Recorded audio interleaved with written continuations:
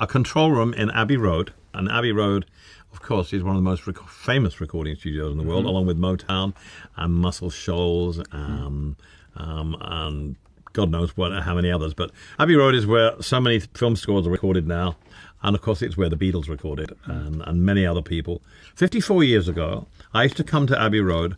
I was a session musician. I used to play piano and sing on people's records. I played on the Hollies, He Ain't Heavy, He's My Brother. And I played on a group called the Barron Knights and the Scaffold. And I worked on many, many records here. So I was a session musician. And when you did sessions here, you got £3 an hour. So you did 3-hour sessions, you got £9. And there was a cash kiosk here. So unlike other sessions you did, which you got a check, you used to go to the cash box and get £9 cash. So we loved coming to Abbey Road. And if you went 1 minute over the 3 hours, you got a half a session, which was £6.50. So you walked away with £15.50. So you tried to stretch it over the 3-hour mark. So you got more money. But it's an amazing place. I've had so many great memories here. I mean... And this one we've just played together in Studio One, and we've done our single After All, and it was a great moment for me and him because, we're both piano players, we're both writers, we're both singers, and we both love music, and it was great to sing you. It's great to sing with you. I'm pinching myself still. Not in that way, but pinching myself. I can't believe I got to record here. No. Yeah. Well, apparently people are a bit resentful about you coming. It might be your last time coming here, but never mind. I mean, at least I one and done. Right. Thank you so much for submitting all your questions on TikTok. I am thrilled with the response, and there are some really amazing ones. Shall we get in to answering them? Yes. Okay, the first question is, I heard you are neighbors in L.A. Tell us some of your favorite L.A. haunts. Well, I always like to go to Amoeba Records and buy vinyl. I like to go to Book Soup and buy books. I like to go to Gucci and buy clothes. I like to go to Craig's and have dinner. And you like to go to the Abbey.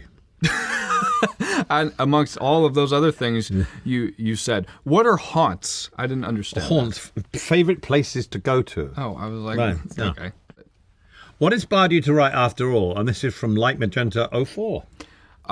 Your relationship with David lyrically inspired me to write something very uplifting, and hopefully I have that type of relationship in my future as well. And that piano part that you played, just set the whole song off. Thank you very much. You are welcome.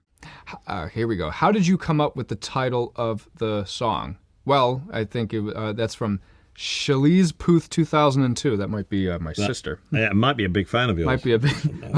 Either one of them, anyway. Might be a big fan. Well, like I said, Elton has such a way of playing melodies where you kind of like hear the lyrics pop out at you. And when I heard him play na na na na na na in F major, I just heard nothing compares to you. It's kind of just like falls out of the sky. You're very quick. He's very quick, and I like that. The writing and production process, it was very, very easy. In fact, it's never been easier. This was given to me. This piano part was given to me. I added drums to it.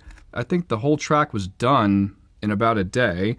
The only thing that I did differently right before I called him to get his vocal done, before he went to the UK, was I just dropped the key a little bit, and then from a suggestion from him, and then like a couple of melodic changes that he had made, just I think took the song over to the next level. It just happened very quickly. That's all I can say. Amazing. I was astonished how quickly he got it together. I couldn't have knitted a sweater in the time that he actually got this track together. So it was brilliant. Well, thank you. Right, another question, and this is from Puth is Angel. Puth is an angel. And hey, this is getting you've got too many fans. Yeah. This is your other fan, Ruddian. Okay. How different are you guys in songwriting? Well, to answer your question, I usually write to lyrics. I've been writing to Bernie Taupin's lyrics for years, and this song is so unusual because I just sat at Charlie's electric piano and played the melody of the song right the way through from beginning to end. I've never done that before, ever in my life. So, it's crazy to see. Is there a chance to hear you guys again on Charlie's album? And that's from Wanda Avila 24. This is the only track that we've done on your album because Charlie's album is really fabulous because I've heard a sneak preview of it. Yes. And there's a song called Lights, which is going to be huge. That song blew up on TikTok. I Yeah, gotta baby. finish it. Yeah. So, no, this is our first track together, but there will be many more, hopefully. Absolutely. Next question. Yeah. How do you feel when someone tells you that your music helped them through a difficult time? From Lady McCartney with 2 Y's at the end. Well, first of all, Lady McCartney, it makes me feel very good that my music, our music, can get you through a difficult time, because music has gotten me through difficult times and inspired me to write music that could get other people out of me difficult too. times, right? Some of the worst times I've had, I ended up playing music, really sad music, not happy, and sitting there sobbing. But it's music's for every part of your life. You have a memory from every part of your life, and you have a song from every part of your life. So that's what the great thing about music. How did you and Charlie end up meeting? From I Am Madiha. I was in Craig's restaurant in Los Angeles. I'd just flown from Australia on March the 8th in 2020. I went to Craig's, and the maitre d' there, a friend of ours, said, Charlie Puth here, would you like to meet him? And I said, absolutely, I love Charlie Puth. And he came over to the table, we sat down, and we got on like a house on fire straight away. Absolutely. And the maitre d's name happens to be Craig, which is funny. And we discovered that we only live 4 doors away from each other. Yes. And we got together. I went up to Charlie's house. It was the beginning of the pandemic. He invited me over, said, I've got a studio, come up and write a song. That's right. So I just hit your arm there. Well, you walked over. Ow, my chest is working. You came over. My house was half done. My house is still half done. It's still half done, by the way. That's 2 years ago. Yeah. You walked across the half-done driveway. You sat down at the Rhodes. You played these chords, and it turned into my mind lit up, because I get inspired by different sounding things.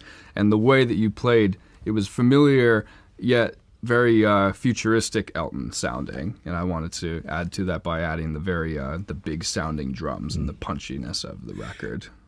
And then, because he does live 4 doors away, my children and my husband David were in LA, and we invited him to come down for pizza. We have a pizza oven in a house in LA. So Charlie became our regular Sunday lunch date, and he got to know my boys and David, and we became really great friends. He's now a member of our family, an adopted member of our family. And it's been absolutely fantastic, because not only do I love him as a musician and an artist and a writer, I now love him as a person. Oh, yeah. I love you. And by the way, he is now he's well known in the business as Half Done Puth. Half Done Puth. Yes, Half Done Puth. Half done, half baked. Yeah. What's the best advice you've ever received? From This Is Leah, 2021. Best advice I ever received was, don't take yourself too seriously, probably. You can become... This is a very funny business to be in, and fame is a horrible addiction if you get thrown into it. I've never really been addicted to fame. I love the process of making music, and I love having hit records and hit albums and everything, but I always leave it on the stage or in the studio, and I don't bring it home. So, don't take yourself too seriously and get over yourself. I love that. That's how I carry myself as well. How long did the entire song making process for After All take you? Was it something that came up right away, or did it take a bit longer? From love.carla with a 1. It happened pretty instantly. Elton, like he said before, we're next door neighbors. He walked over, and we were both I think we were both kind of nervous. Like, we didn't know what was going to happen that day. And Elton, the genius that he is, sat down at my Rhodes keyboard, the keyboard you always see on TikTok. He played that. And the first thing he played was what you hear in the beginning of After All, though. It happened instantly. Yeah. Yeah. Hi, Elton. How was your experience working with Charlie Puth? From I Love Charlie More Than Pizza. We're really reaching the TikTok audience pizza right now. and Charlie seem to go well together. Yeah. How was it? Well, you know what? I'm very quick normally. I'm a very quick writer, and I like to do things quickly in the studio. I don't think I've ever worked with anybody this quick, ever, as far as writing and exactly getting what I wanted out of this. I mean, I just wrote the melody. Within 30 minutes, he had a drum track, a bass track, and the song came together. And he just has one of these brains that just clicks into what I was doing. So it was astonishing to watch, because I am so stupid with electronic instruments. I don't know how to work a computer, and he's got all these digital things and keyboards, and it was like someone building a house. It was incredible. So yeah. Yeah, that's how There I you go. like to think of it, building a house. Layers. Do you still have that duck costume from JC Word.2000? I do have the duck costume, and I do bring it out several times a year, and quack a lot. Do you have a duck costume? I do have a duck costume. Yes, I wore it on stage in Central Park, if you can remember, Donald Duck. Oh, wow. And so I like quacking to songs, like, raindrops are falling on my head. I get the duck suit out and I go, "Bop, bop, bop, bop, bop, bop, bop." That sounds like a rooster. Yeah, so that's but you have to have the duck suit on to sing it like that, because you have to get in the mood. Okay, it's a song based on real life experience from Charlie is the Weirdo. Ha ha! Charlie is the Weirdo. That's her I theme can song. identify with you. No, it's not based on real life experience.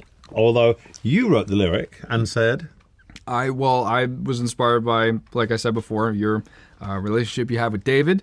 David is wonderful. David's right over there. He will not go on camera, but you are part of the inspiration for the lyrics, David. Thank you, David. Thank you, Elton. I'm just very happy to be a part of this song. I think it's a banger. I love it. Now it's my turn. Yeah. What's your favorite lyric of After All? from... From I Love Charlie P. This is embarrassing. This is rigged. This whole thing is rigged. this You know is- that? this is just all a your boost. fans. There's no one. I love Elton. That's all. Love Charlie P. Pizza is better than Charlie is better than pizza. Good Lord, go on, answer that question. Goodness gracious. I can't even remember. What was the question? I don't know. Your favorite lyric. I like, I gave up on love until you made me believe in it after all, which is the chorus, which is the guts of it all. What decade was the best for music? From Alice Razak. That's a great question, Alice.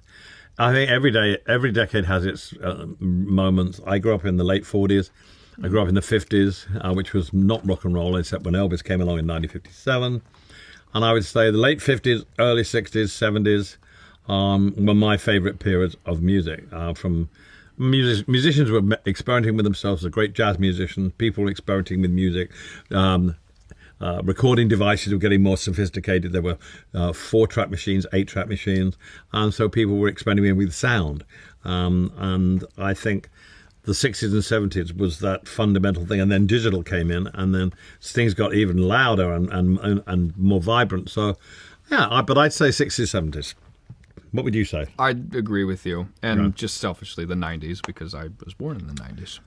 Well, that was fun. That I was loved all the fun. questions. Thank you so much for joining us and sending in all your questions. This really has been amazing to hang out with you guys. Absolutely. So we'll see you soon, but now we'll sing this After All. I'm going to harmonize. Be safe, okay? Goodbye.